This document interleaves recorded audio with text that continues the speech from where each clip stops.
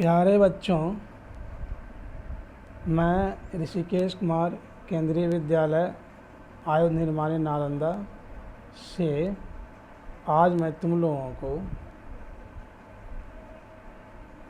बंदर बांट से संबंधित गतिविधियों के बारे में मैं चर्चा करूंगा। इस चर्चा में हम लोग विभिन्न गतिविधियों से संबंधित हल को समझेंगे, उसके उत्तर को समझने का प्रयास करेंगे और इससे स्पष्ट भी होगा। पिछली कक्षा में मैंने तुम्हें गतिविधि लड़ाई झगड़ा के बारे में बताया था, जिसमें मैंने बताया था दोनों बिल्लियों के बीच झगड़े की जड़ क्या थी, उनके झगड़े का हल कैसे निकाला गया, तुम किस किस के साथ अक्सर झगड़ते हो, झगड़ते समय तुम क्या क्या करते हो, जब तुम किसी से झगड़ते हो तो तुम्हारा फैसला कौन करता है। दूसरी चीज़ मैंने तुम्हें बताए थे कि लेह लद्दाख में लोग एक दूसरे का स्वागत जूले बोलकर करते हैं। जूले का अर्थ होता है स्वागतम, इंग्लिश में इसे हम कहेंगे वेलकम। तो जैसे हम एक दूसरे से मिलते हैं तो नमस्ते कहते हैं, प्रणाम कहते हैं, हाय हेलो, ये सभी हम लोग बोलते हैं। तो ये सब इन सब चीज़ों की भी हमने पिछली कक्षाओं में चर्चा की थी। दूसरी बात, नमस्ते करने के तरीके के बारे में हमने चर्चा किया था। आज मैं जो चर्चा करूँगा वो गतिविधि है तुम्हें क्या लगता है।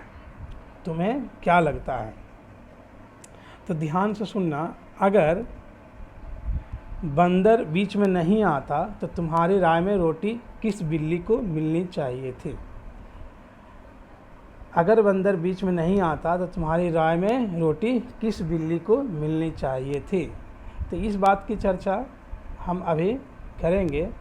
तो किसे मिलनी चाहिए थी, तो इसमें दोनों बंदर जो है दोनों जो बिल्ली थी, एक बिल्ली ने देखा और दूसरी बिल्ली ने उसे ले लिया था। तो समझदारी तो इसी में है कि दोनों बराबर बराबर बांट लेते और खा लेते, तो बीच में बंदर को मौका खाने का नहीं मिलता।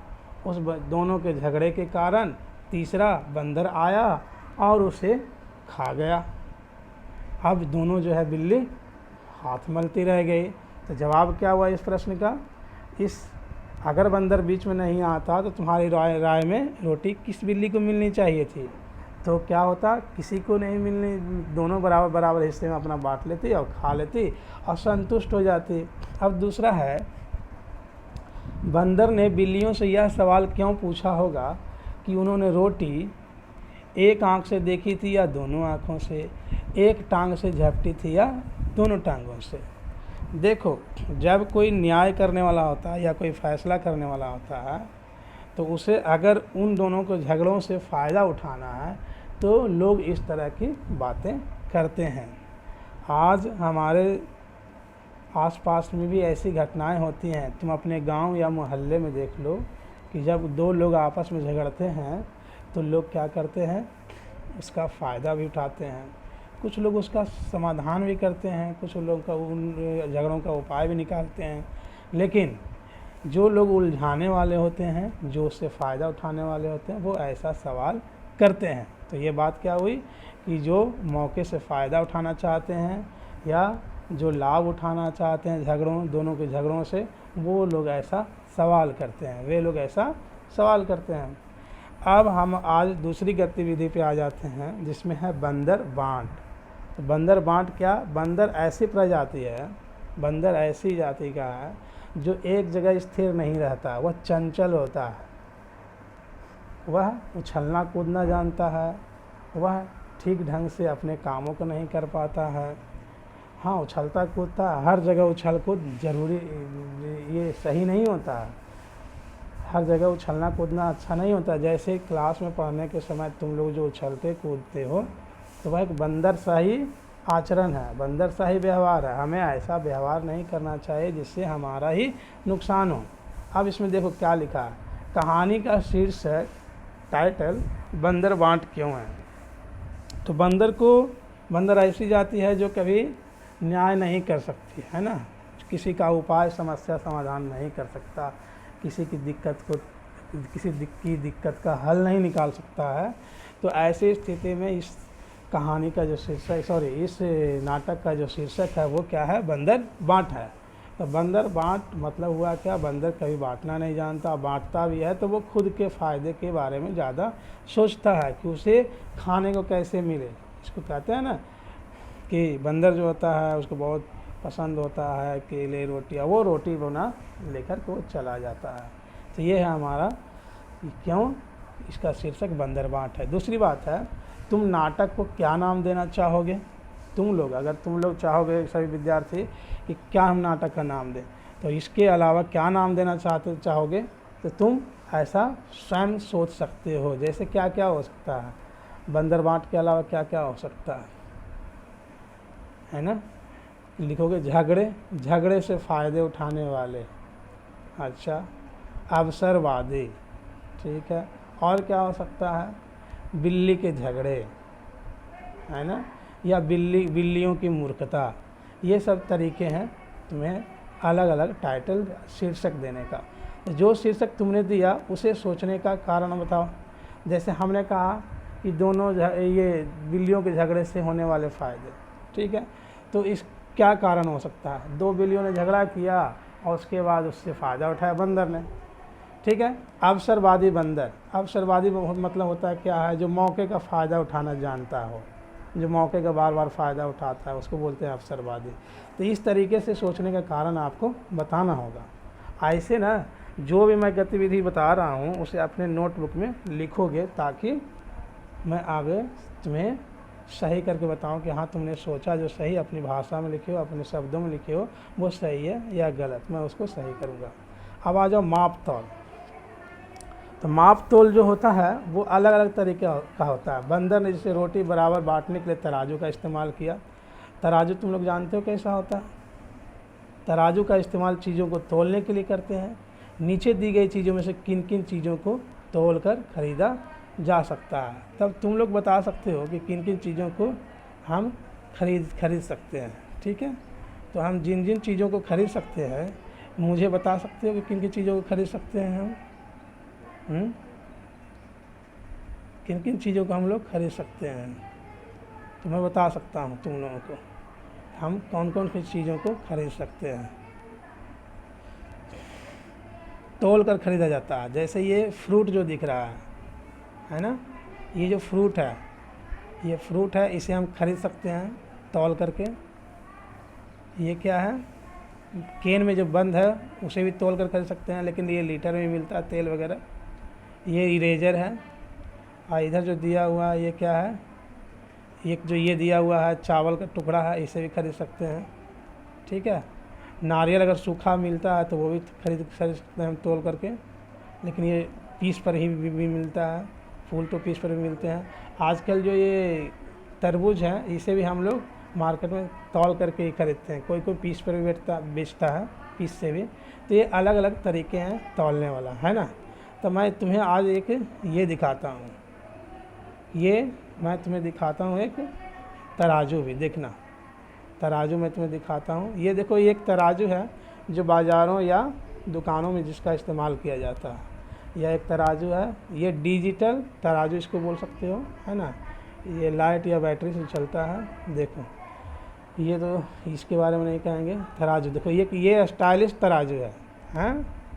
ये तराजू है, कम तौलने के लिए है, ये भी कम तौलने के लिए है। तो ये इस तरह के तराजू, ये देखो बड़े बड़े मंडियों में इसका इस्तेमाल किया जाता है, या कहीं कहीं अनाज की दुकानों पर देखोगे ज़्यादा तौल के इस्तेमाल करते हैं। तो ये 50-100 के जी ऊपर का भी इसमें तौला जा सकता है। तो ये तराजू हुए विभिन्न तरह के, ठीक है। तो हमने क्या देखा इस गतिविधि में, विभिन्न प्रकार के हमने तराजू देखे जो आजकल मार्केट में चले हुए हैं। अब कह रहा है तौलते वक्त एक पड़े में तौले जाने वाली चीज़ रखी जाती है, दूसरे में तौलने के लिए बाट किस धातु या चीज़ का बना होता है। तो तुम लोगों को मैं बाट दिखाता हूँ। देखो बाट, ये जो बाट है, ये बाट काले रंग का दिखा था अभी, ये देखो ये बाट बोलते हैं। नीचे दिख रहा होगा ये वाला 200 ग्राम, है ना। देखो इसके ऊपर में यहाँ पर देखो ये दिख रहा है 100 ग्राम, उसके नीचे होगा आधा किलो, है ना, आधा किलो यानी 500 ग्राम।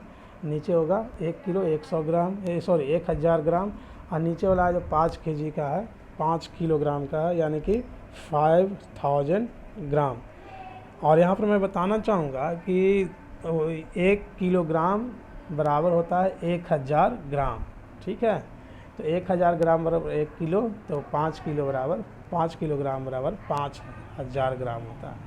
तो छोटे छोटे में जैसे चीनी 100 ग्राम भी ले सकते हैं, किलो में भी ले सकते हैं। अनाज हम लोग क्विंटल या किलोग्राम में ही लेते हैं, या फिर मन बोलते हैं। 1 मन बराबर होता है 40 किलो। हमारे जो इधर बिहार का जो सिस्टम है, इधर चलता है मन में होता है 1 किलो, और होता है क्या 1 किलो या फिर किलोग्राम। 1 मन में 40 किलोग्राम होता है। ये देखो बटकारा, ये बटकारा इसको बोलते हैं, या वेट भी बोलते हैं। तो जैसी भी चीज़ें हैं तो ये चीज़ें हम बोलते हैं, ठीक है। तो तौलते वक्त एक पलड़े में तौली जाने वाली चीज़ रखी जाती है, दूसरे में तौलने के लिए बाट, ठीक है। अब आ जाओ, बाट तौली जाने वाली चीज़ का वजन बताता है। वजन किलोग्राम या ग्राम में बताया जाता है। अभी मैंने बताया, पता करो बाज़ार में कितने किलोग्राम या ग्राम के बट्टे मिलते हैं। जैसे फल वाला 1 किलो 2 किलो या 5 किलो भी रख सकता है, 100 ग्राम 200 ग्राम भी रखता है, 50 ग्राम का भी अलग आता है। सब्जी वाले या परचून की दुकान मतलब किराना वाला दुकान, जहाँ से तुम लोग हर चीज़ खरीदते हो, अपने घर के सामान वगैरह खरीदते हो, उससे है। तो ये दुकान से तुम पता कर सकते हो। जो है ना जैसे किलोग्राम हो गया 500 ग्राम होता है, 200 ग्राम होता है, 5 किलो होता है, 5 किलोग्राम होता है। और सोनार के दुकान पर जाओगे तो वहाँ बहुत 1 ग्राम का मिलेगा, तुम्हें 10 ग्राम का मिलेगा, 20 ग्राम का भी मिलेगा। क्योंकि सोना जो होता है ना बहुत महंगा होता है, चांदी भी महंगा होता है। जैसे अभी सोना बाज़ार में लगभग 50,000 रुपये भरी बिकता है। भरी मतलब होता है एक भरी में 10 ग्राम आता है। तो एक भरी में 10 ग्राम होता है, जिसके कारण हम लोग क्या कहते हैं उसको कि 10 ग्राम का 50,000 कीमत है। सोचो कितना महंगा है ना। तो ये चीज़ें हैं। तो आज मैं जो तुम लोगों से मैंने जो चर्चा किया है, इसको अपने अपने नोटबुक में लिखोगे, ताकि मैं तुम्हें बता सकूं बाद में। तो ये देख लिया तुमने बच्चों। और देखो मैं बता रहा हूँ कि ये तुमने तो मापने तौलने में सिर्फ ऐसा नहीं है कि हम सिर्फ तौलने की बात करेंगे, मापने की बात करें। देखो ये स्केल है जो तुम लोग अपने बैग में भी रखते हो। देखो नीचे में जो दिखाया गया है, नीचे वाली जो चीज़ें हैं, नीचे वाले जो है ना, नीचे देखोगे जो 1 2 3 4 बहुत बड़ा गैप पे, इसको इंच बोलते हैं, और ऊपर में सेंटीमीटर है ना। तो ये सेंटीमीटर है। और इसके बाद है ये देखो तुम्हारे बॉक्स में रहता है ये छोटा ऊपर में जो 6 तक है, 6 तक जो है 1 2 3 4 5 6 ऊपर इंच में है, और नीचे 1 से 15 तक सेंटीमीटर में है ना। अब आगे आ जाओ, ये तराजू मैंने दिखाया ही, ये भी तराजू मैंने दिखाया ही। ये मंडियों में जो इस्तेमाल कर रहे हो, ये बटकारा है। ये पुराना ज़माना वाला सेर इसको बोलते हैं, सेर। एक सेर में शायद 1.25 किलो के आसपास होता था, है ना। 1.25 किलो से थोड़ा सा हाँ ऐसे ही होता था। तुम अपने दादा दादी से पूछ सकते हो, वो बताएंगे, ठीक ना। इसके आगे देखो ये शेर है, देखो पुराना ज़माना का ये शेर चलता था। हो सकता है तुम्हारे गांव में अभी भी मिले। तो ये देखो ये लीटर है, लीटर से जैसे तौलते हैं हम लोग, क्या है ना, लीटर से दूध लेते हैं, तेल वगैरह मिलता है, खाद्य तेल, खाने वाला तेल, जैसे सरसों का तेल हो गया, या तुम लगाने वाला तेल भी खरीदोगे तो उस पर लिखा रहता है 100 ml, 50 ml, 200 ml, है ना। ये 2 लीटर तक का है मापने वाला, ये तुम देख सकते हो, है ना। तो ये लीटर से मापने वाला है। ये देखो ये है कपड़े मापने वाले, ये 5 फीट का होता है, लगभग 5 फीट का होता है। जिसमें देखो एक तरफ जो दिख रहा है क्या बोलते हैं, ये बैगनी रंग में जो ऊपर में दिख रहा है, ऊपर में जो दिख रहा है वो इंच में है, नीचे सेंटीमीटर में है। अब पीछे जो रहता है वो मोटे मोटे अक्षरों में रहता है ना, तो वो इंच में रहता है। इससे फीट में भी मापा जाता है। ये 5 फीट का होता है। तुम देखोगे कपड़ों वालों के पास भी होता है। एक चीज़ और, कपड़े वालों के पास जो होता है ना, कपड़े वालों के पास वो गज भी होता है। गज और मीटर का बड़ा सा एक रड रखता है, लोहे टाइप का वो स्केल रखता है, तो उससे बना होता है। उसमें भी देखो एक तरफ मीटर एक तरफ गज होता है, तुम जैसे भी खोजोगे वो निकाल करके देता है। तो ये आज का इतना ही तक। और फिर मैं शेष चीज़ें जो भी बची हुई हैं आगे की गतिविधि की चर्चा मैं अगली कक्षा में करूँगा। तब तक के लिए आपका ये इतना काम करना है। मैं अगली कक्षाओं में जो करूँगा चर्चा वो होगा वाह क्या खुशबू है और आगे पीछे, और इससे आगे भी कुछ हम लोग करेंगे और सीखने का प्रयास करेंगे। तो बच्चों आज तक इतना ही, धन्यवाद।